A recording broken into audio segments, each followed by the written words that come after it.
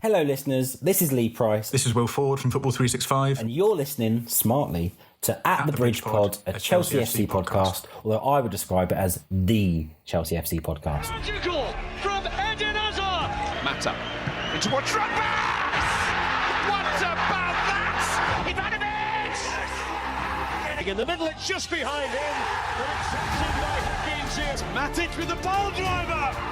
Matic takes the net off. Palmer, João Pedro, it's three, and Chelsea are running away with the FIFA Club World Cup final.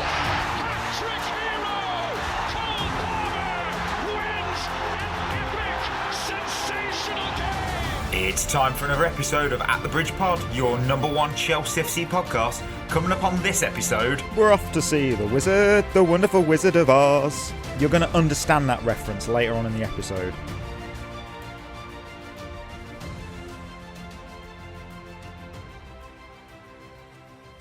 Oh, welcome back, everyone, to another episode of At the Bridge Pod. I am your host, Mike, and I'm joined in this virtual room roaring with lions. It is, of course, it's the Mikey and Chris Monday show on a Monday featuring a drum roll. Perfect time to interrupt there, Ollie. Perfect time. I know, but I like to subvert expectations. You don't know what you're going to get from me. Yes, it's your local requisite organ harvester, as the Discord have been calling me. You know. Oh, Ollie and Chris, yeah. Ollie and Chris. Ollie, what was your moment of the weekend? That's a really good question. Did I have anything that I did over the weekend? Yes, I was traveling a bit over the weekend for work, and got to see a bit more of beautiful city of Prague, and I really enjoyed that. Fair enough. What about yourself, Chris? Girls' seasons both finished. Saturday team won 12-0. It was a That close was a one. really good way to end the season. We brought our goalkeeper outfield for the last 10 minutes and she scored. So That's brilliant. I love that. That was a really good moment. It's just mean. That was Chris. You just did the Pep Guardiola intrusive thought when you look at Ederson in goal and thought he could do a job. So you looked at your goalkeeper and thought she could do a job as a striker. Look at. To be fair, mate, she did a job. Yeah. The finish on the volley, side foot, top corner. It was an Makes unbelievable sense, finish actually, from a because that's goalkeeper. sort of like an out of the hands sort of goal kick, isn't it? Like Yeah. a long kick. Yeah. Never thought about it that way. And then Sunday team, we have dropped to third because we lost 4-3, but against the team that won the league.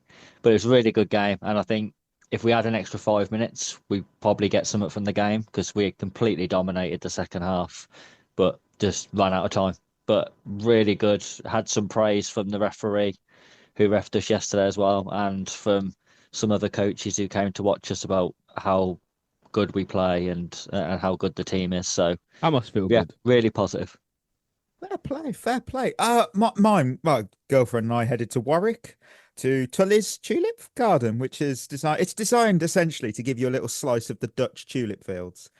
They've nailed it. Fair play, because it was stunning. It really, really was stunning. And when we did arrive, it is the UK, remember, so it wasn't looking too good weather-wise. Bit of grey sky, overcast. It's dull British weather, essentially. It's very, very British. But you know what? Within half an hour, it all changed. Skies opened up, the sun came out, lit up the fields, and it was gorgeous. And it just added an extra bit of life with the rosa colour. And it was honestly beautiful. I think you've mixed your metaphors there, Mikey, because when the skies open up, it's supposed to rain. Oh, when the clouds parted and the sun beamed down, the light caught the petals. It was stunning. It was art. No, it was really nice. And I always have a coffee wherever I go. This one was absolutely average, but I think that just sums up a day, average coffee. Absolutely average. Average coffee. It was absolutely, it weren't awful. Well, actually, all coffee is average because it's all the same, isn't it? So yeah. There's something I've just seen pop up on my Twitter. And I don't know if this will make it to air because it's quite right. So I don't know if you saw that Union Berlin hired till the end of the season a female head coach. Yeah, I did see that. Which awesome, loved that. Yep. Somebody put on Twitter that they couldn't care less about soccer but the comments about a female coach in the Bundesliga are rock bottom. So far, yeah, that's true. They put, someone had wrote they'd rather lose 10-0 than to a woman. And I'm like, yeah, that's out of line. And then they put, by the way, if you say crap like that, women know exactly how you fuck. Now you're going, where's this going, Mike? Union Berlin have replied to them going, I doubt they've even fucked once. I'm like, I'm like, either their social media manager gets a pay rise or a chat with HR tomorrow. Because it's like, I see where you've gone there. I see where you've gone there. You've really, really took to, defended your club and the new head coach. And I love that. Ooh. I rate it. I love it's own anyone being a dick. Can you imagine though? Own them. If she succeeds and does really well, wanted to. then people will hate that, won't they? Oh yeah. And right, you know what I really wanted to do? As soon as I saw the turgid of shit and bile that I expected, unfortunately, on social media. And I'm now even more so. I don't have a Bundesliga team. I don't. But I slowly was like, you know what? Maybe I've got one now. Because I'm like, I really want them to do well. Because fuck that bullshit. Just so you know, Mikey, they've got Runo, the goalkeeper, who's Danish. Well, there we go. What more? You know what? Middle fingers up to anyone who's being misogynistic online. Just fuck you. Get out. Don't want to know about it. Some very cheap replica shirt website is getting a Union Berlin order from Mike. Yeah, you never know. You never know. You never know. Right. Damn right. Way to show you support the club. On that note, we haven't got news. Shevva shoutouts. I was going straight ahead. Sorry, listener. L House 75. The Chelsea moment I fell in love with the club after pulling for us casually, having picked up Chelsea as my FIFA club in the 90s. Home leg, 2000, Chelsea, Barcelona, Zola and Flo with a brace. Bridge was mental. Fucking incredible match. I love that. That's a proper retro game as well. Zola and Flo. Yeah. Tour Andre Flo. Two very good duo from back then as well. It does sound like that. Oh, I love that. Yeah. Alex, like a off-brand salt and pepper from Wick. Solar and Flow. Alec, for the summer, when you do all the review pods from games in our history, I'd love to throw the 2016 home game against Spurs in the ring. We came back from 2 down, ended Spurs' title race, cemented in history as the moment Leicester won their improbable title, and is to this day my absolute favourite Hazard goal. I don't get to watch many games live here in the States, but was able to catch that game, and what a game it was to actually watch. You know what, Alec? We are planning to do a Battle of the Bridge 10-year anniversary episode soon. I don't know if I'll do it in the winners and losers style, because there's just so much history to that, because of Leicester, Hazard. Oh my word. Just that game is iconic. I remember watching it as well. It was I know I do. Me beautiful. Too. I remember when Hazard's goal hits it's sort of like, it's one of those goals where like it hits the side net first and it wraps around the net. Outstanding. And I remember going absolutely mental. Outstanding. Jack, you round it off with Chris. Do you think Michael Elise could score 8 league goals for us this season? If so, he'd have more than Gittins, Garnacho and Neto combined. Yeah. I think people have confused what I said about Elise, though. I didn't say he would be bad for us. I just said I don't think he would be doing what he's doing at Bayern in the Premier League. Because I agree with that. They're two very different leagues. He still would have been brilliant for us, and by far one of our best wingers, definitely our best left winger, even though he doesn't play there. But to be fair, at the minute, I could put Robert Sanchez on the left wing, and I think he'd be our best left winger. So I don't hate that. I don't hate it. Yeah, you don't hate anything he does. Well, yeah. Thank you, as always, for your reviews, your comments, your support, everything you put into the comments. If you want yours potentially read out in the next episode, head over to Spotify, drop one in the comments, and you might get read out in the next episode. So with that, let's hit some news. Well, there's two slabs of meat on this charcuterie board. I've got The Guardian. They've given us a bit of scraps to start off with. They've said that we're preparing a big summer. That's the podcast, preparing a big summer. Chelsea are preparing for a big summer, apparently. They've shortlisted the Forest defender Murillo, and they have also been linked with Brighton's Jan-Paul van Hecker. Well, knock me over with a feather. I don't, look, just like I don't hate Sanchez on the left wing, I don't hate either of these moves, if I'm being honest. I hate both of them. They make sense. They make sense though. No, they don't. They don't make any sense. Is it Jan Paul van Heck or Hecker? It's Hecker. Nobody. Who cares? Okay. No, whoa. He's a very he suits us because He's He's fucking from Brighton. average. yeah, He's exactly. fucking average. He's on model. What's going to happen is when honestly people have been hyping this guy to the moon. We're going to spend 60 million on him, and then people are going to realize he's yet another bang average defender. Look. In a system that suits him. Whoa, look. I looked into him. He fits build-up play structure. He's very comfortable when he's under pressure. He's very progressive with his passing. He doesn't panic either when he's pressed, which is always good. He is 6'2". He turns 26 this summer. So you're kind of getting someone who's already entering their peak years rather than, oh, he's a long-term project. He's 20, bless him. You know, there's Mikey, a pattern here as well. One question for you. How many trophies has he won? He's got the trophy that matters to us all. He played for Brighton. That's a trophy. That's the one that matters the most to Blueco. They always arrive. Go on, Chris. The question is, though, Ollie, would he be better than Badia Shield Tosin for Fana? Yes. Like, No, our bar is so low for someone to come in and improve our team. Whether it'll improve it enough is another question. But can he improve it? It's difficult to come in and be worse. You know what's interesting? He didn't even play centre back in the game, but I know Chris saw Berth in that game and thought he could do a job for Chelsea. He'd do a job. All I'm saying listen, he might be a talented boy, but we've got a lot of talented players. No, we we've got haven't. a lot of players. We haven't. We have a lot of players. We have a lot of players that have some natural ability on his level. We do. We don't need them anymore. Debatable. We need leaders, and we need players who have won shit. That's all we need now. That's it. Look. When you get a Brighton player, they're always well coached. They're always intelligent. And they are ready to slot into any position-based system. And they're always 60-odd million each. I know. At worst, though, they're solid. And at best, they lift you up a little bit. Because how would you feel about it, though, if it was 35 million? Oh, I'd be all over it. It's not going to be, though, is it? No, I'm saying if it was. Because we're negotiating for him. Can I just jump in and say, if let's just hypothetically say he's our target. It's about timing. If you are serious about this, you get that deal done before the World Cup. You get that done because he's going to go with the Netherlands team to America. And if you have a good tournament, you don't even need to have a top tournament like, oh my word, James Rodriguez style. Whoa, just a solid tournament where you were good. You weren't brilliant, but you were good. Your value jumps. Always does.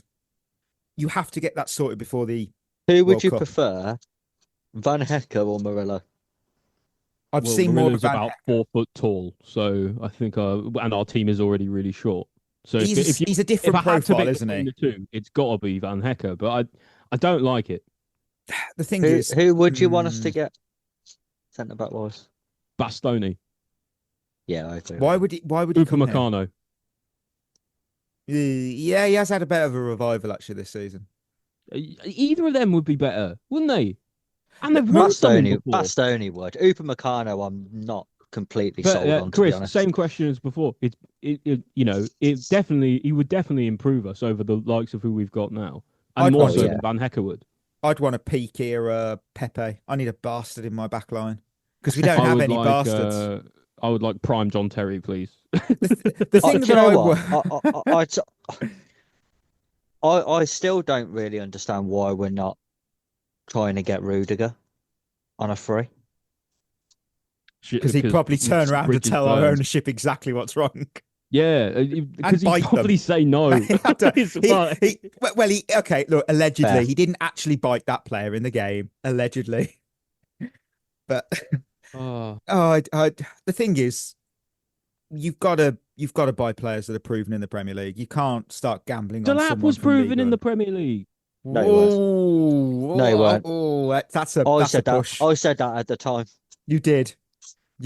Let's face it, we all know what's going to happen. This summer, we're going to get Van Hecker from Brighton, and he'll turn out to be bang average, and then 2 years later, he'll be class for 6 months.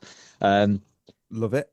We'll go and spend £80 million on Morgan Rogers, who's been good for 8 months, and has scored 1 goal now in his last 14 games. We'll go and spend £80 million on him, and then we'll get someone else bang average and shit.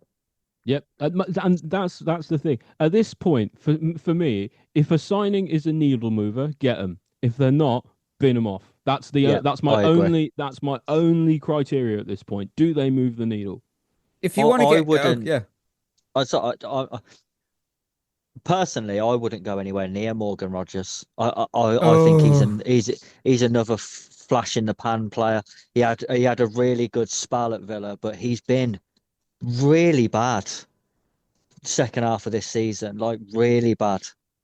I've seen nothing in him that I've thought, oh yeah, I'd spend 80 million quid on him. I wouldn't go near him personally, but it's that What's the most you would spend on him if it was your money? If I went to Villa and I was interested, the absolute top end I would go to in today's market would be 50. Yeah, I was thinking the same, 45, 50 million. I wouldn't go a penny above that because I don't think you get the return for what you'd be spending. No, I agree. Okay, well, we've got this news that apparently we're now out on Marcus Senesi, and that's which not means really he said no. Well, probably. Yeah, and apparently he said no. I'd rather stay at Bournemouth. Take it with a pinch of salt because it's Graham Bailey. No disrespect, mate. Cesc Fabregas has admirers at Arsenal and Chelsea, depending on if Mikel Arteta or Rosenior were to leave. Okay, cool, whatever. We're not getting our hopes up. Can I just touch on that though, just real quick? If we don't go for Fabregas soon, we will lose him to Arsenal, and I do think he will be someone we look back on while he's at Arsenal and say we missed out on him. Yep. Midfielders, you know how they make good managers. And I just think the way he sets his teams up, what he's done at Como has been unbelievable. Oh yeah, and he is a really good coach. No, they lost 4-3. They came back from 2-0 up, to be fair. So that is quite poor. But Andy Topaz is good though, isn't he? Yeah, very good. Bottler. He bottled it. It'll fit in at Arsenal though. He will. Right, should we talk about some money? Here comes the money. Here we go. Well, there goes the money is probably more apt here because there goes the money. Money. It's gone. Dollar. Bye. Chelsea posted a £262.4 million pre-tax loss for 2025. It's a huge swing from 128.4 million profit the year before. Oh, I don't know why that was. That's because there was no repeat of the 200 million hotel sale boost. Just want to point that out. I'm really glad we're not run so poorly on the business side. I'll tell you what, the numbers here, they're even better. So revenue is up 22.4 million year on year, lads. Wow. Hey, costs though have exploded by 117 million. That's driven by player amortization, wages, 26.5 million UEFA settlement. The wage bill rose again from 294 to 312 million. Well, I don't know. Apparently our squad value sits at 1.05 billion. Don't know what they're looking at there. 305 million was spent on players in the year. That's offset by 230 million in amortization losses. Profit from player sales, that dropped from 152 to 57. And after June 2025, 263.3 million was spent on new players. 15 players, though, were sold for just £31.8 million profit. Chelsea women are valued now at 243.4 million, but they're running at a 17.1 million pound loss. The most successful team in WSL history is running at a loss. I'm not going to kick about the bush here. I look at these numbers. I can't help but see echoes of what happened to Leeds United in the early noughties. Different era. I understand the reasonings with on the ITV Digital, the collapse. I understand all that. However, similar warning signs here. You're spending big, you're shifting things around on the books. You're kind of hoping it holds together. You hope you get Champions League. You hope that money comes in. And this is where I've got the issue. I've said this from day one. So anyone who's been on Twitter going, oh, yeah, you won't make... No, I didn't like this from day one. Owners being allowed to sell assets to themselves is wrong and should be made completely illegal in the game. Because let's be clear, they don't just own the club. They now own the pieces around it. So nothing stops them from one day, say they sell Chelsea, but they keep hold of Kings Meadow or Cobham and then charge the new owners to rent and use it, because they can do that. They can do that. That's asset stripping in a sense, but they can do that, and it's been done before. And if you think, look, it's not a big deal selling stuff to yourself, you're getting money. Okay, I'll bring up some big cases. Villa did it and Newcastle did it, I know. Very different. Derby County sold Pride Park to themselves. Sheffield Wednesday did the same with Hillsborough. Oldham did very similar with splitting assets. I can see the theme here. You're going to see the theme here, because what did they all have in common? Now, some listeners might go, I don't really know too much about those three clubs. That's fine. They all got point deductions. They all had extensive legal battles. They all had instability and all brought chaos. It looks clever in the short term. Look at me. I've made a profit. I've sold a car parking space to myself. It's a mess. It's a mess waiting to happen. And I'm passionate on this. I don't trust Clear Lake. I don't trust them one bit. Everything they've done financially has always raised a question. And there's a pattern forming. The numbers are in the red now. It's not healthy. Yeah, it's a massive red flag for me. Mikey, you are forgetting, though. It's fine, and there's no need to worry. Because they passed the fit and proper persons test. Oh, I didn't know that. Oh, I'm I'm at ease now. I'm popping my feet up. Yeah, that's it, mate. Don't worry. We're all good. Chill out. Because no owner who's passed that test has ever destroyed football clubs before. No, you're right. I think the thing is with the finances is just like, it all looks concerning, but it's like tea leaves, isn't it? Like you read it and you go, that might be a problem. But there's no way to really know. And the only people who really know if we're in the shit are Clear Lake themselves. But to be honest, even they probably don't know, because they probably think it's fine. I wouldn't rate their intelligence. I still can't believe that they don't understand that the value and the money in a football club is based on what you do on the pitch. You cannot have a real profitable football club that doesn't win anything. At the top level, you can't. Yeah, it doesn't happen because like Brighton, you're right, you can. When you sell a Caicedo for 100 million to people as gullible as us every year, then you can make that money on it. Like someone like Tony Bloom or Brentford's model, that works really well. But they're not going for trophies. That's true. And now neither are we, because we've emulated them. They also though don't have the outgoings that we have. Those sort of clubs. That is true. Yeah, I mean, to be fair, until recently, Brentford didn't even have an academy. It's only because they're in the Premier League and the Premier League forced them to have one that they set one up. Just remember, when you think we are run by idiots, dickheads, or both, it's just I can't resist. Right, let's get to some good news, because winners and losers, we welcomed Manchester City to Stamford Bridge. I said we'd turn them over. I said it would be 3-0. Let's find out. Drink for Sanchez. One back by Doku. Doku all the way! And Manchester City are right in the thick of it again. Chelsea 0, Manchester City 3. I got the scoreline right. That's all that matters in this game. Winners and losers. Who have you got? More importantly, is how many have you got? I got 1 and 5.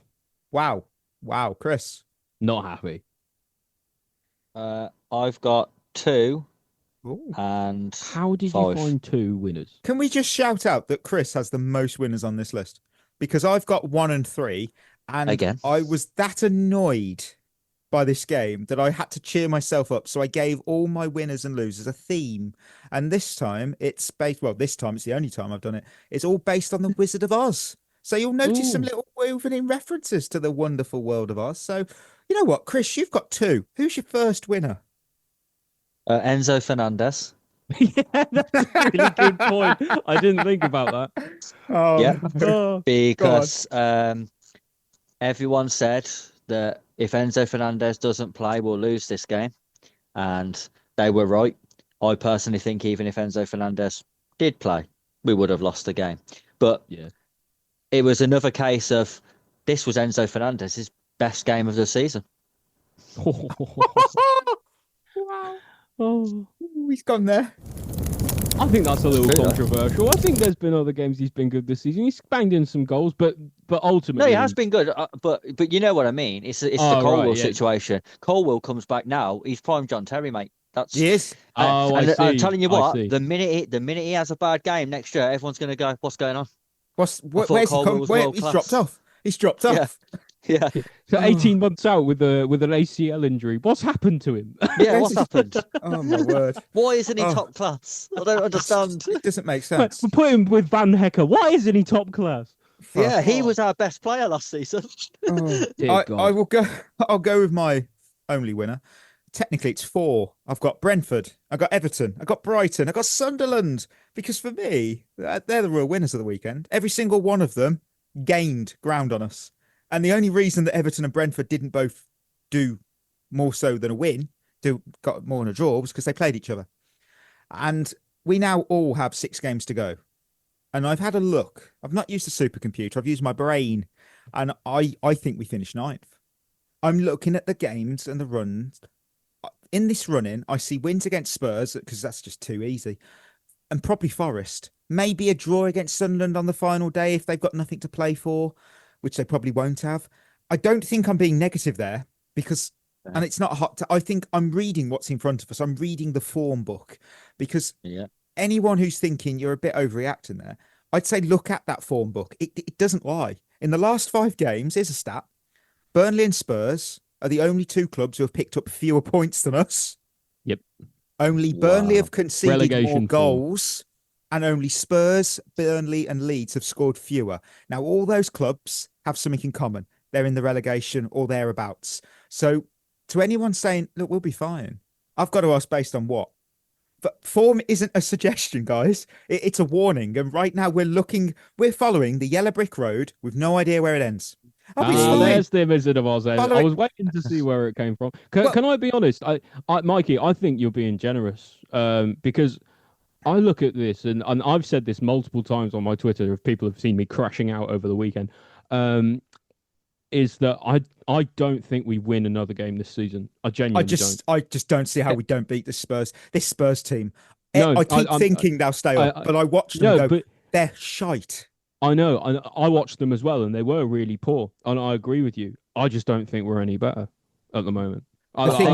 Genuinely, I look at it. I look at us. I look at if they're playing for something, if they're playing to stay up when they play us, still right. If they're not down by then, if they're still trying to stay up by the time they play us, they'll have something to fight for, and we won't. They'll want it more, and they'll beat us. No, Spurs have got no fight. I've not seen a single bit of fight in them. If they can stay up against us, they'll do it. I guarantee you. I'm going to play devil's advocate here on the positive side, which is right. How fucking dare you? Wow, that's very out of character for you. Yeah, but what I would say is the last 2 seasons, we've been saying exactly the same thing going into the last 5 games of the season, and in those last 5 games, in both seasons, we've won most of them and managed to secure what we needed to. So, not this year. It is a theme with us. We are absolutely shit up until the last 5 games and then suddenly turn up. So the only time to worry is if we lose that 5th to last game. If we lose that one, Hang on. We are fucked. So it'd be the game after Man United, wouldn't it? Yeah. Look. I'm not sure who it is. Since I'm Brighton. pushing... Oh, well. Yeah, if we lose to Brighton... Which we will. Then you can worry. Right. Since we're in the... I've got to do this. I thought this was the perfect segue with it. Since I'm in the world of Oz, I want to cast everyone's mind back to when Dorothy is asking the Scarecrow. She goes, how can you talk if you haven't got a brain? And he says to her, I don't know, but some people without brains do an awful lot of talking, don't they? Now, I'm not going to name names here, everyone, but if the ruby slipper fits and you're thinking of someone there, you're going, hang on. Yeah, I see what I'm on about. Because what we've heard from the top is always, it's plenty of noise, isn't it? Plenty of these statements, PR, we've got this plan. And I look again, I go, where's the evidence of it? Where's the structure? Where's the thinking behind what we're watching every single week? And at some point, if all you've got is this talk and no direction, you're not building anything. You're not wandering. That's it. You're just wandering. The 100-point team, Project 2030, so many buzzwords. It is the Wizard of Oz himself. exposed as a con man and a circus magician. That is what we have done now. We are a con man and a magician. There is nothing there that any fan could go, I believe in this. Don't tell me you could believe in it, because you don't. You do not. No. That's true. Right. I want to know Ollie's winner. I need to know. Title race. At least something's interesting about this, about the season this season. You know, like the only good thing that came out of this game, and like I know there's a lot of discourse about people who wanted us to lose or whatever. It wasn't really for me, but a silver lining on the fact that we did lose is that that Man City gained points on Arsenal. They still have to play Arsenal, and they have a game in hand over them as well. So they could be level with them when everything's evened up if they beat them next weekend, and that would make me happier than anything, because at this point the only two things that I'm really looking forward to this season are coming from other clubs. It's whether Arsenal bottle it and if the Spurs get relegated. That's it. Okay, Chris, who's your final winner? I've got the first half. I thought it was Man City weren't even trying. I thought it was the better team in the first half, though. Yeah, but they weren't even trying. Well, that's their fault. That's not our fault. Chris is right. Both of you are right. Two things can be right here. Man City was fucking shocking in the first half, but I actually thought we played okay. Made a couple of half chances. We're really lacking quality players at the top end of the pitch to turn those half chances into goals. That's the main issue. I think if we could have gone ahead in the first half, I don't think the second half goes as badly as it did. But we let Man City off the hook in the first half because they was absolutely dreadful, and we didn't punish them enough. It's just if spots and coconuts, though, isn't it? Like you say, Chris, we can talk all we like about, if we played better than them or whatever, but if we don't win the game at the end of it, what's the point? We're sick of talking about this, about what we played well. Who cares, man? Who cares? Okay. Well, we know where we're going now. We go from to this. I gave you a little taster of stats in the winners. I got more losers. The stats. That's my first loser. This season has turned into a full-blown horror franchise now. Forget Scream 7. This is the Chelsea horror show. The numbers against Man City are pretty grim if you haven't got them. We're 10th in the Premier League. No, we're not.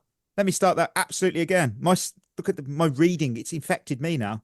Delivering a shit product. That was actually our 10th Premier League defeat of the season. We're sitting 6th, just 1 point ahead of Brentford and Everton. We're below Liverpool and Man United, who both had mid-season collapses. That's 13 games without beating Manchester City, stretching back nearly half a decade. There's no clean sheet in the league since January. We've lost 4 of the last 5, and that's 3 straight losses without scoring. It's the first time we've done that since March of 1998. That's a trend, isn't it? And at some point, it stops being a bad run, doesn't it? And starts being your level. And I'm going to keep that Wizard of Oz theme going.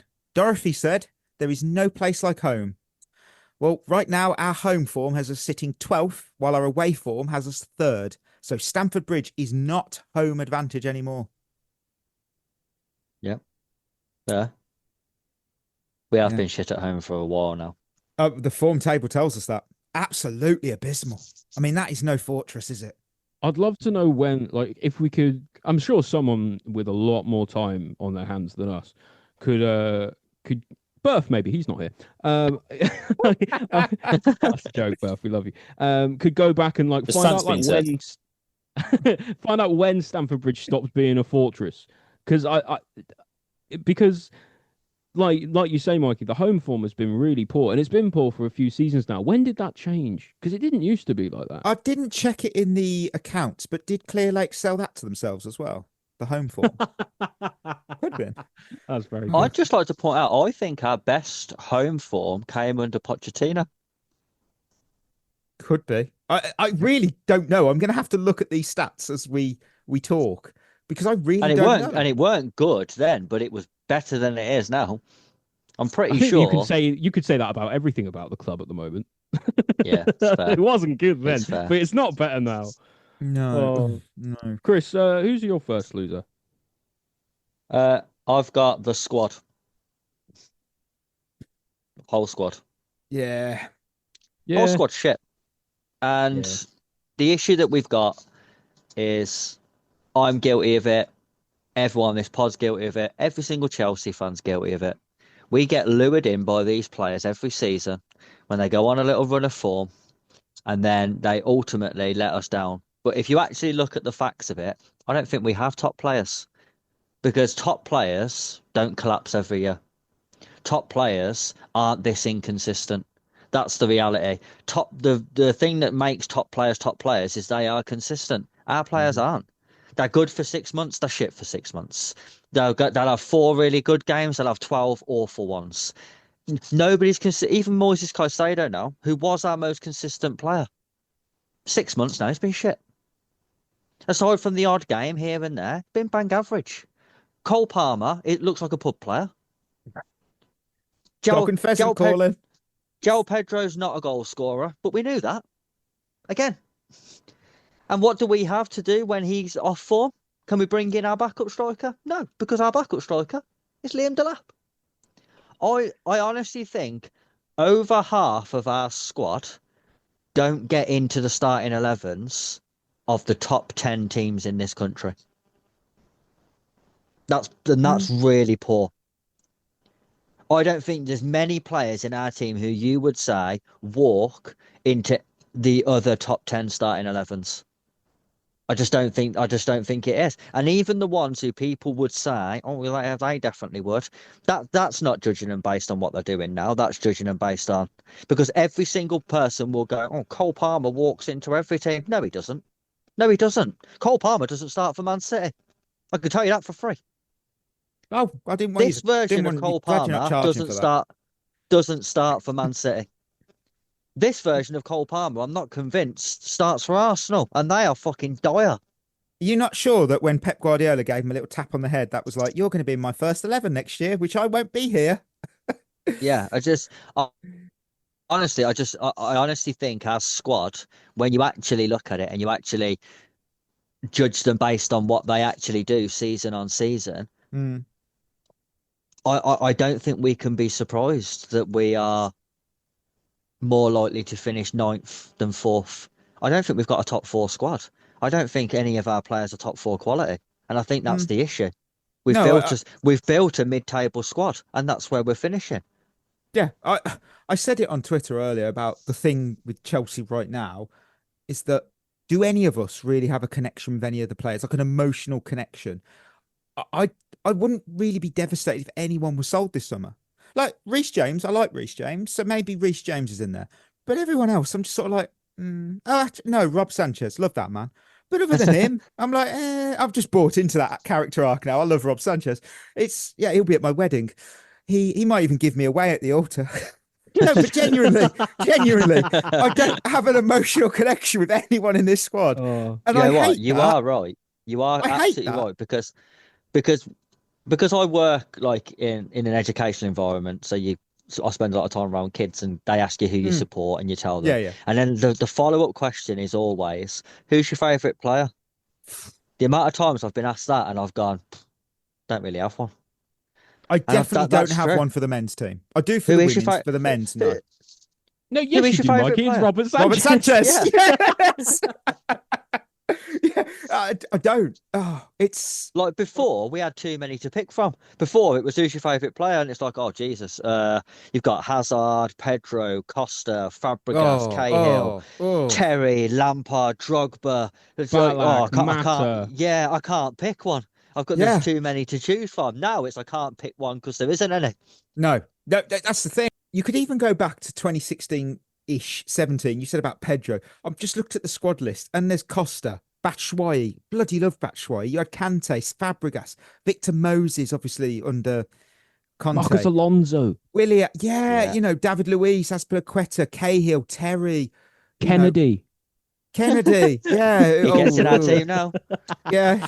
That's the thing. He starts for us, mate. He'd be our best left winger. There's so many players that you could go, I liked him. I liked him as well. I liked him as well. Do you know what? This lot, I would say, even go back to the last season before Clear Lake.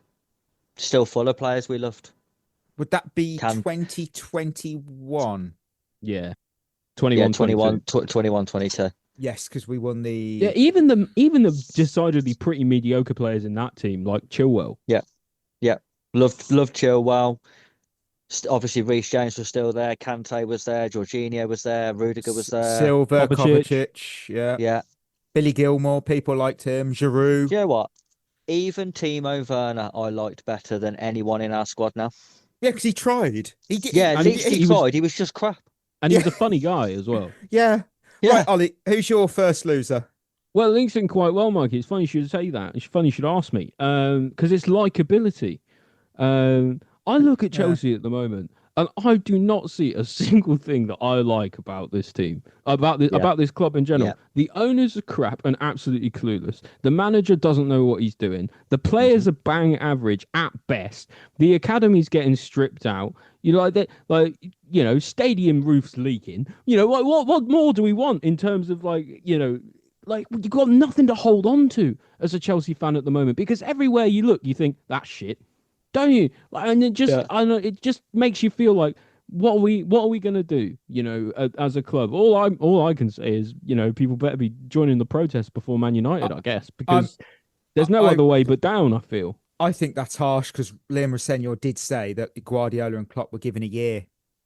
When you bring that quote out, we've had 4. Well, as soon as he brought that quote out, I just thought, you have just signed your resignation. You can't bring that out. You can't. Do you know who said the exact same thing as that? Go on. Graham I Potter. remember. Yes, he did. Yeah. And he lasted long, didn't he, after that? Yeah, that's the thing, especially with Rosenior. He's all mouth and no trousers. Like, he's just saying stuff. He's telling us what he doesn't know what he's doing, Ollie. He's out of his depth. He doesn't know. He's telling us what he thinks we want to hear, but we don't care about what you say. It's what you do.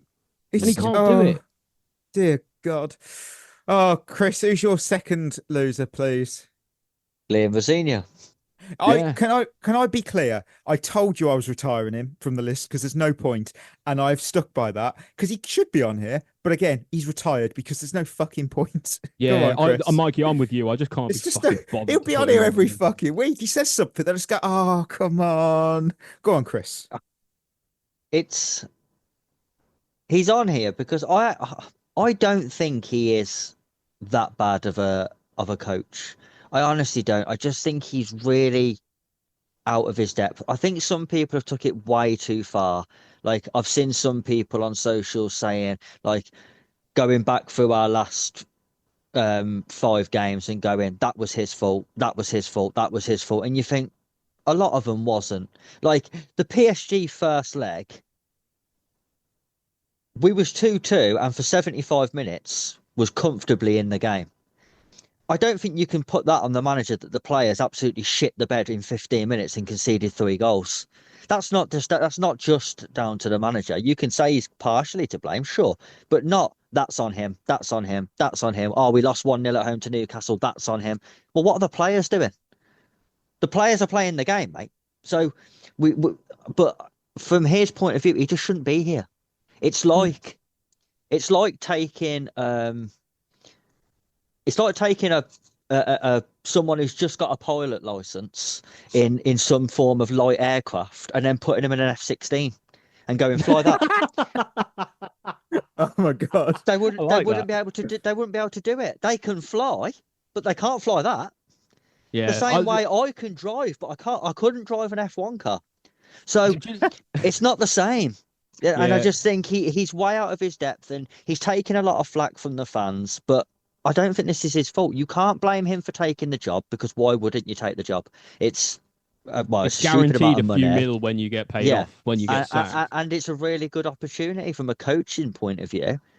But he shouldn't have been appointed in the first place. You don't blame him. You blame the people who put him in charge.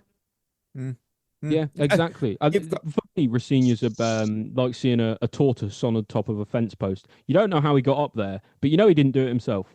I'll just randomly jump in here. Leeds are beating United 2-0, so they're doing us a favour. Wow. It won't matter. It won't matter. No. On the point of perfect segue from Chris, actually, my second loser was the real Chelsea fans, because I have nothing but sympathy for them, because the ones, and I'm not about the ones that are going to Stamford Bridge every week. They're spending their money on tickets, travel, shirts as well, that don't do what I do and buy them from certain websites. They buy into this club, both financially, obviously, but also emotionally. And they came into this season with hope. We all did. And we've been served a bang average football, bang average decisions. And it feels like there are two clubs now. You had Chelsea FC and whatever this CFC LDN is. That's what it feels like, because what we've been sold and what we're seeing are so different. You know, what they've done, Clear Lake have thrown a panda into the ocean and they've gone, that's an orca. That's an orca, that is. It's not. It's not. It doesn't matter how much you dress this up. It's not what you were promised. You know, what if we put a fin on it and immortise? But it's not an orca. We're going to have this absolute beast of a machine. It's 100 points. It's not. It's a panda. It's not meant to be there. Look, the value of for money just isn't there now. Performances aren't there. And if we're honest, a lot of these players look checked out. They look like they're on the beach. They're not playing for the manager. That's clear. And Chris said about the pilot, I've got one. We've got the medical student performing a triple heart bypass. The patient's flatlined. Yeah. And it's this summer, I expect big exits. I expect top players looking at this project and going, why would I stay? In fairness, though, we don't have top players. Look, you're right. You are right. The better ones. You know, the better ones. Who's going to want them? That's a good point, because, you know, we've had these PR briefs coming out already about who we're going to. We're having a busy summer. We're going to spend to improve the team. Overall, what does this team is looking for? A brain, a heart, and some courage, all at once. I like that. Yeah, we got none of them. We've got none Very of them. good. And look, as something else, because I've been guilty. If you're laughing at Spurs right now in their situation, be careful. That could be us. It could be us, because I don't see us climbing up the table. And if everyone else, look at how the league table is now. We're on 48 points. Newcastle are 14th in the league. They're on 42. That's not that big of a drop. No, it's not. And the table is slowly getting more competitive. And it's only realistically, if you look at relegation battle, bottom 6 teams.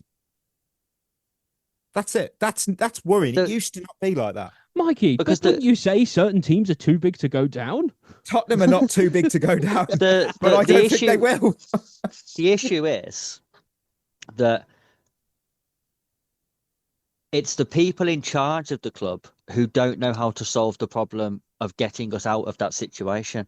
That's the major concern. I think you've seen it with football clubs before, where they've, for whatever reason, you know, they've made a load of signings and none of them have worked out, or they went to go down a route and it didn't work out. So they've ended up with a bang average squad, and then they've made some awful managerial appointments, and you think, oh God.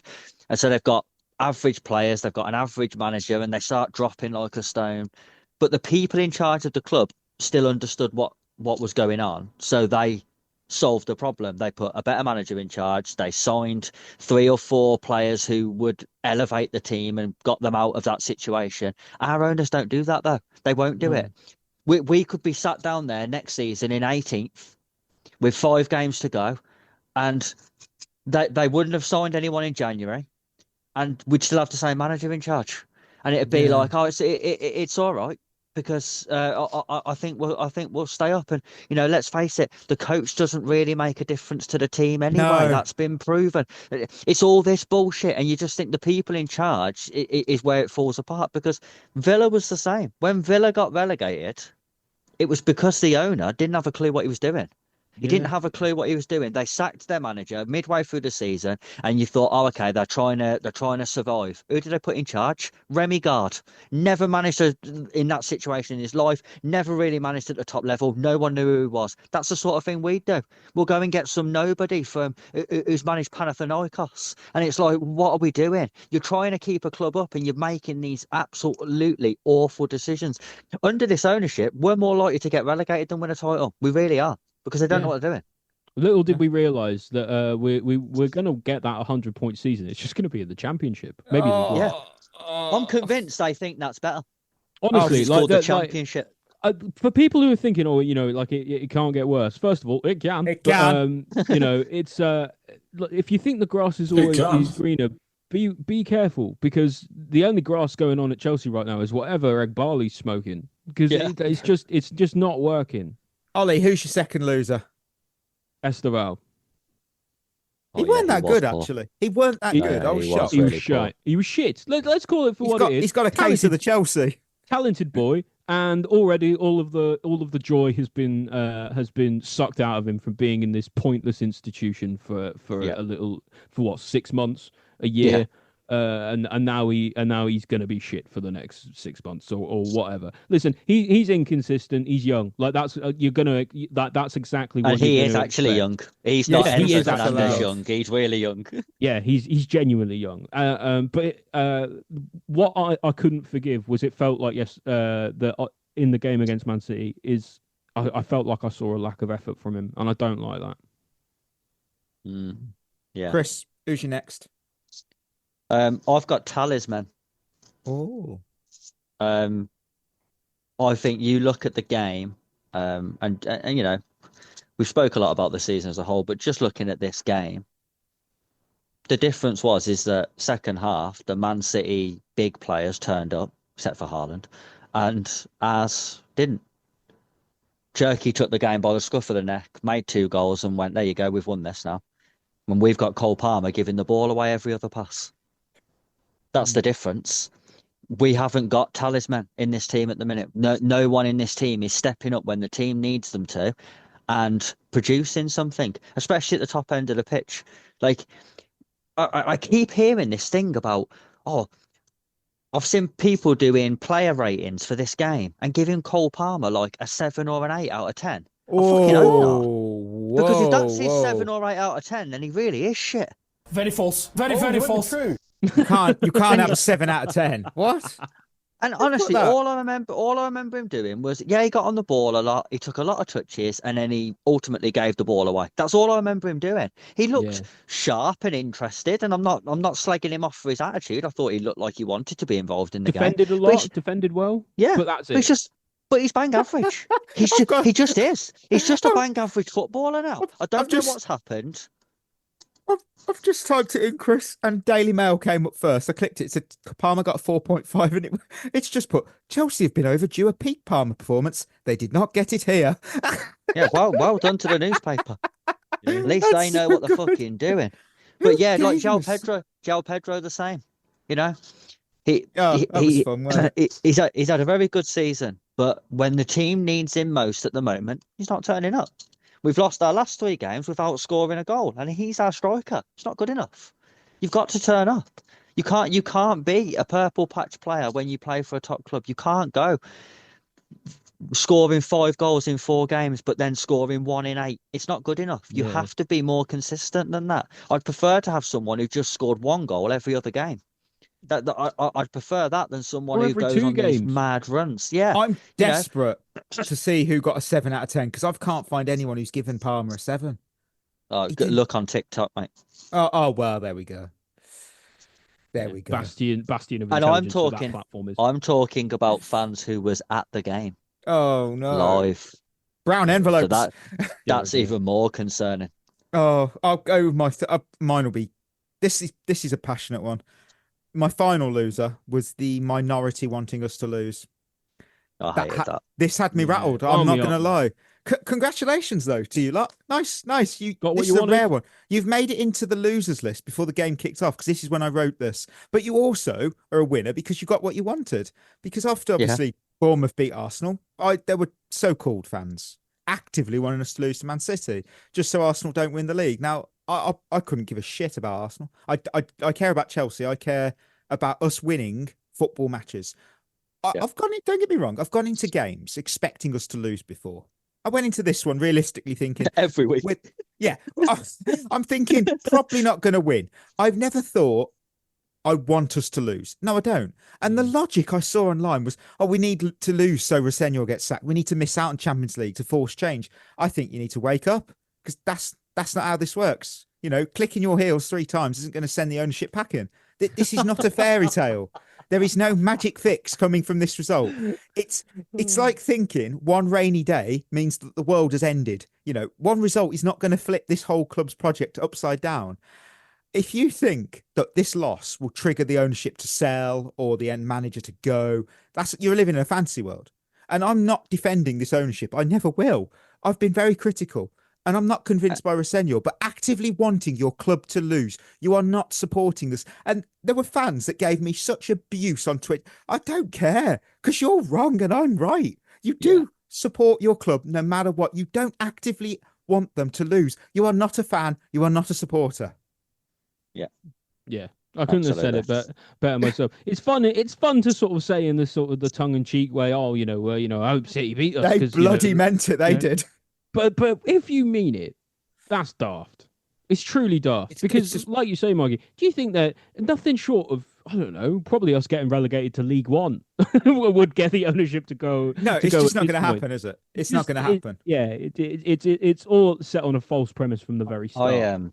I do think missing out on Europe altogether, though, would be better for us next season in terms of just focusing on the league. One game a week. Yeah, one game a week and get back to that. And for all them people, though, who are saying, we need to lose so Liam Rosenior gets sacked. All right, sack him.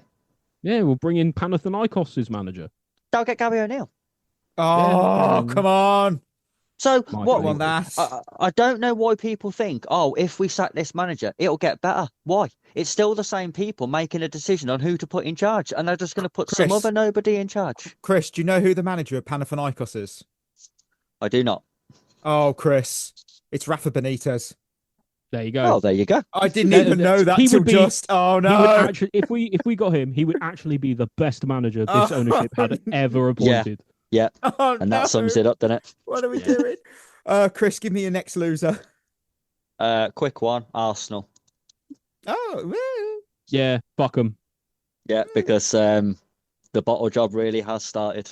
I watched them. I watched the game on Saturday, and they was absolutely dreadful. Got played off their own pitch that was too dry. It was a bit dry.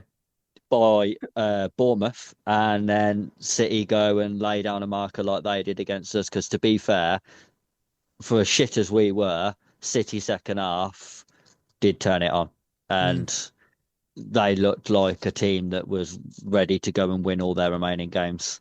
That's not hard against us. Can I just say, Rafa Benitez has a midfield duo of Renato Sanchez and Musa Sissoko. Holy shit, that's a throwback. That's Panathinaikos is just a Premier League throwback team. Wow. They have a better midfield than we do. Do you know what Panathinaikos' new slogan is? It's remember him. Yeah, that's so accurate. I love that. Ollie, third loser. Who is it? Third loser for me. Expectations.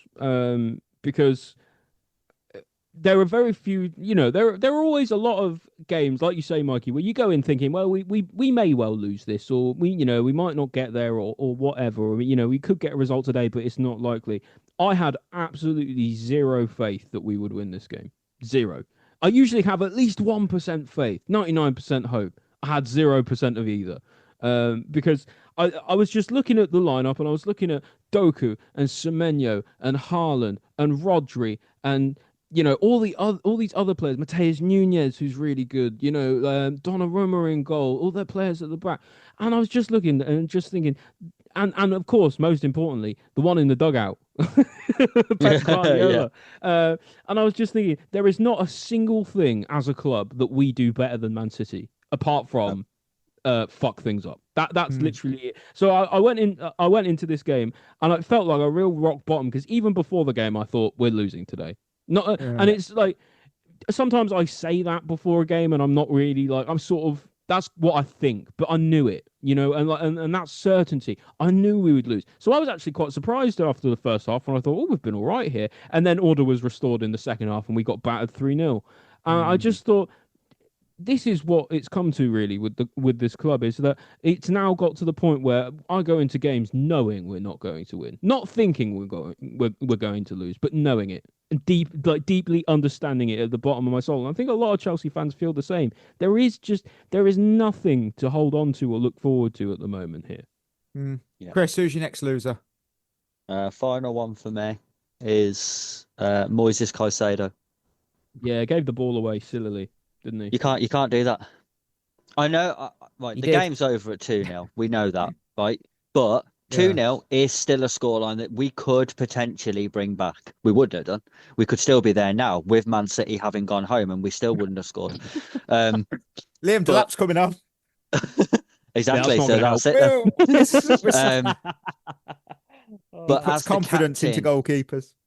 As the captain and the leader on the day in a game that's going like that, where, let's face it, we've barely crossed the halfway line in the second half, and you're on the ropes and you're 2-0 down already. You can't make that mistake that he made. And it wasn't a mistake like where I look at it and I think, did Sanchez's pass put him under pressure? No, it was a good pass. No, and then he just gets surrounded by 3 players and just doesn't do anything. He doesn't do anything. Yeah, he just literally just dallies on the ball, has it nicked off him, Doku scores, and you just look at him, and then he just puts his hands up and walks off. And I think, again, this is the problem in this team.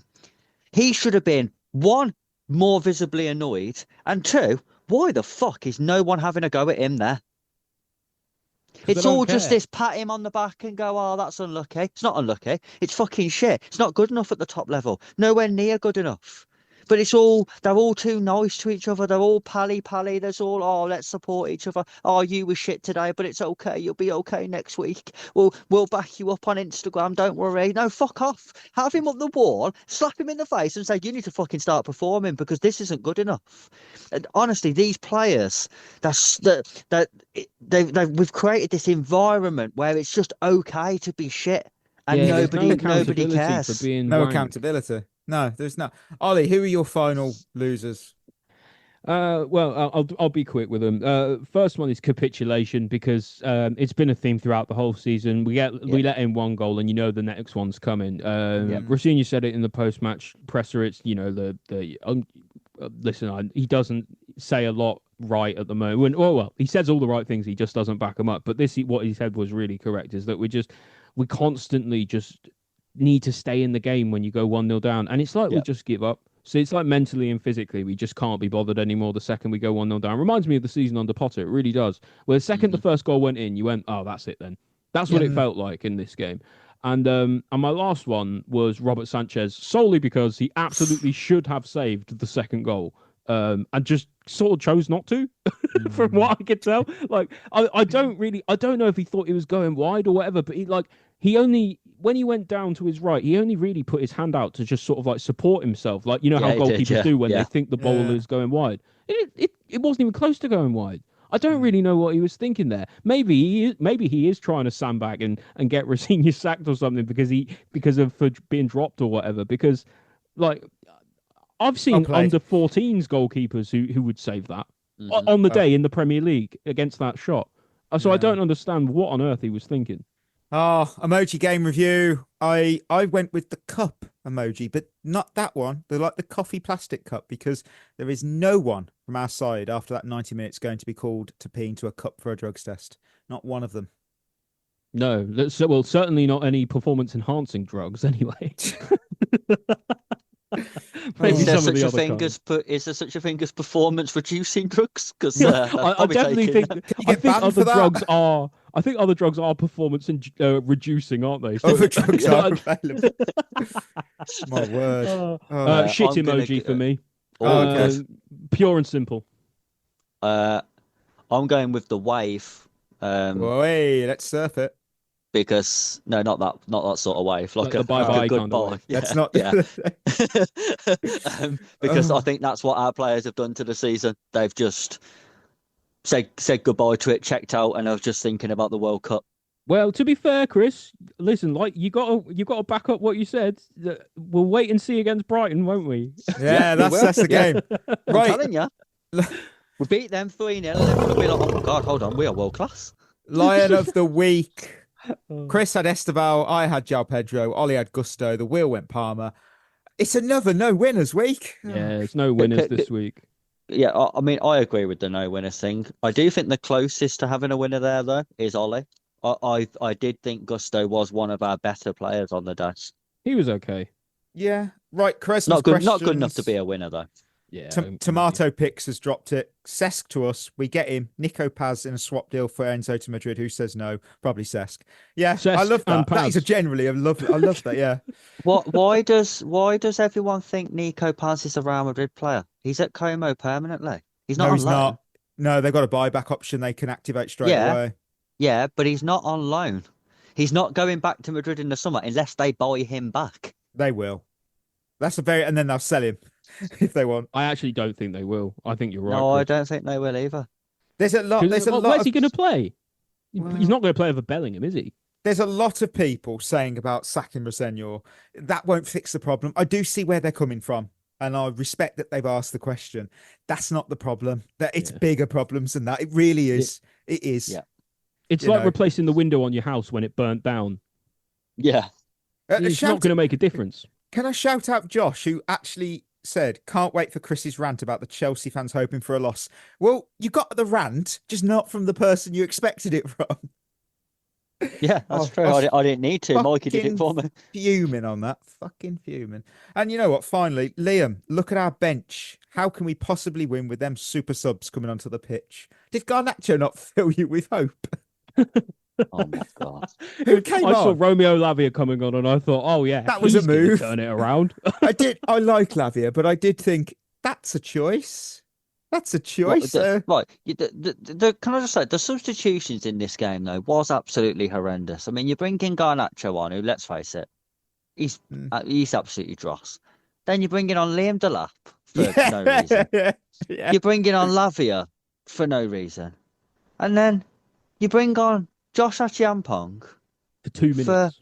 For 3 minutes. What the fuck was the point? What the fuck was the point of that? Like, just don't bring him on, or bring him on earlier. But don't do what? What was the point of that? Like those Appearance four subs bonus. that sums our squad up, though, doesn't it? You've got a lad from the academy who might be good one day, but is nowhere near good enough now. You've got someone who spends 99% of his career injured, and when he does play, is bang average at best. You've got a failed Man United winger who they didn't want, and an Ipswich Town striker. Can I just say that Joshua Champong made more accurate passes than minutes played in the game, and just for context, he made 3 accurate passes. Fucking hell! It's probably more than Delap made. Well, I won't look into that. Actually, yes, I don't think Delap touched the ball. Delap had. Oh, there's a good performance by no his passes. He made no passes. Well, he did, but it didn't go. It got intercepted. Fucking hell. Oh no, Liam! We are in the trenches. We are. And you know what? Like you say with the substitutions, when you're in the trenches, sometimes you need a bit of reinforcement. And we're looking behind us and thinking, who's going to rally? You know, who are the soldiers who are going to rally? And you see those fuckers lining up. You wouldn't go to war with them. You'd die. It's over. It's over. White flags at the ready. Right, from one negative, we're going to go to end on a positive. Hate arse. You a fan? Oh, I'm partial. No. I just admitted you're a fan of the flag. Oh, sorry. Sidwell stamp collection, and today's theme is I forgot you played in the Premier League, because every player today has played in the Premier League, and yet many would forget that they did. Isn't that that this is kind of like a subsection of remember him? Oh, yeah. So, first player, Patrick Cliver, 7 clubs, 7 football clubs. Chris, how many can you name? I'm going to start off with 4. 4. Can you do 5, Ollie? Obviously not. No, I was going to say 2. 4 clubs, please, Chris. I'm bad at this game. Barcelona. Of course. Newcastle. That's the club in Premier League. Ajax. 3. AC Milan. Correct. And he then went from Newcastle to Valencia to PSV and then ended his career at Lille. I didn't know any of those other 3. To be fair, I knew of Valencia and that was about it. Hang on, when was that? When did he go to Lille? 2007-08. Was Hazard there then? Don't think so. No, he'd been very young. There was an overlap. Hazard, that would have been amazing. Ricardo Quaresma, 10 clubs, and we are including B teams. Oh, okay. But be careful. It might not be the B team you're thinking of. He has played for 10 football clubs. Ollie. 10 clubs, jeez. 10 clubs. I'm going to go for 4. I think I can do 4.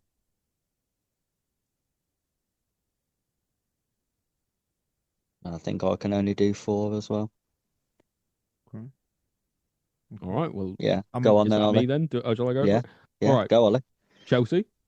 1. Yeah. Correct. I remember that one. Porto. He was at 2. Porto. Yeah. Played twice there. Two separate stints. Barcelona. I think he was at Barcelona. That's 3. Yes. He was. Yeah. And now I'm. Hang on. Let me think. I'm going to go for another Portuguese team. I'm going to say Sporting. That's 4. Yeah. Well, I only needed 4. Oh right. Yeah, well, you could have had for Inter as well, didn't he? He did indeed. He had. And didn't he go to Besiktas Twice? Or have I dreamt that? Yep. Oh, twice at Besiktas. Yeah. Fair enough. That was pre and post Al Ahly when he was there. He also played for Sporting CPB, Kasimpasa, and ended his career at Vitória Guimarães. And now, finally, I get to go. John Dahl Tomasson, 7 clubs. John Dahl Tomasson. He nearly tanked Sweden's hopes of the World Cup. Oh, go on. 7 clubs, Chris. Can you name all 7? I don't think you can. Believe it or not, no, I can't name all 7. No. Can you? I'd love if could. Could he name the club that he played in the Premier League though? Yeah, I know who he played for in the Premier League. Okay. You don't get a bonus point there. I think I can do 4. Can you do 5, Ollie? What do you think? Chris, name me those 4 clubs, please. He played for Newcastle in the Premier League. That is correct. That's the one I knew. Fair play. Feyenoord. That's 2. That's where he was actually good. Yeah. He was at AC Milan as well. Yeah, that's 3. He played for Feyenoord twice and scored a lot of goals for both. And spells. This is the risky one, but I'm pretty sure he went there. Did he go to Villarreal? Yes, on loan and then permanently. He started his career at Kuya. Sorry. Of course he did. Kuya. Got 28 and 48. Then he went to Herenveen. Then Newcastle, Feyenoord, AC Milan. Hang on. No. Herenveen. Oh, Herenveen. Look, as much as my DNA does say I've got 11.9% Dutch in me, I'm not. He doesn't speak it. Yeah, I was going to say, you can't fucking tell, mate. No. Stuttgart, Villarreal twice, obviously alone and then permanent, and finished his career at Feyenoord in 2011. Well played, Chris. Well played. You're a 2-1 champion, and we are a nice, easy, tidy game. We haven't been able to do a quiz yet because there's been something better, which ties me in to say we're at the end of another episode. Thank you, of course, for tuning in. Don't forget, though, we are proudly partnered with Head in the Game, mental health charities in football, sport, wellbeing, and community. You can find more headinthegame.co.uk. Treat yourself well. Always say it. Treat yourself well. Check in with each other. And we'll be back on Thursday to talk a listener suggested episode where we're going to look into our centre backs and defence, see what's gone wrong there. It's not all Levi Colwill. It's mainly about Fofana and other players, but I've put some work into this, so it should be a fun little episode. Might even make us a little bit more miserable, realising how shit we are with no hope. Yay! Yeah. No, there's That's so much what we more. need. No, we'll be back. We'll be back. We'll be back for sure. So until then, that will be us signing. You've been listening to At the Bridge Pod, a Chelsea FC podcast. Follow us on Twitter and Instagram by searching for At the Bridge Pod. And if you're listening on Apple or Spotify, leaving us a review is always appreciated.